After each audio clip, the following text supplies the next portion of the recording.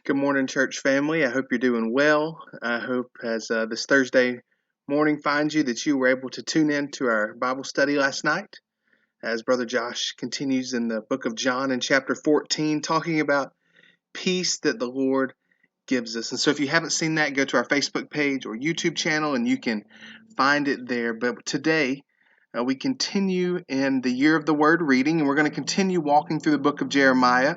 We're skipping forward quite a few chapters, and today we find ourselves in Jeremiah chapter 29.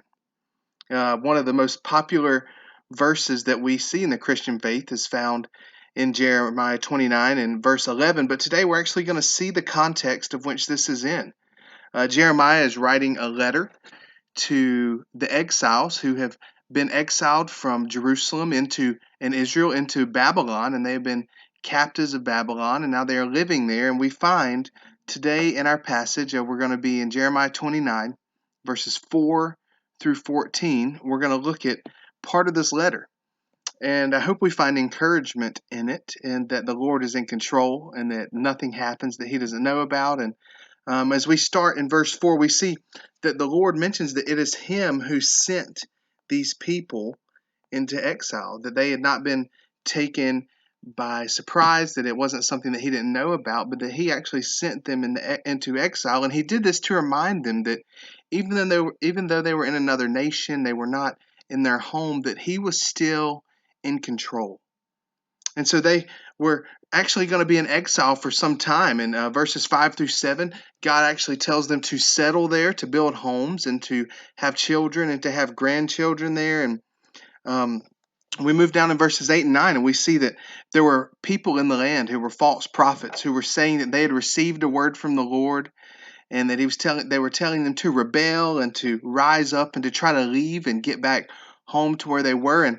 And God spoke through Jeremiah, reminding these people that He was in control, that this was not His plan, that He did not want them to rise up and to rebel, but He wanted them to stay there and to settle there. And we see that play out more in verse 10. He actually reveals to Jeremiah that the people, that once they are settled there for 70 years in Babylon, that He's going to return them home, but only after 70 years. So they were to ignore these false prophets who were telling them to leave now, to rise up, to rebel, and to leave. And then verses 11 and 12, we see God reassuring His people that they went into exile, but that was not unplanned. It wasn't a surprise. It wasn't something that He didn't know about. But while they were in exile, He had a plan for them, that He was going to use their time in Babylon to bring glory to Himself, to grow the people of Israel, and ultimately He was going to redeem them. He was going to bring them back home. And then we find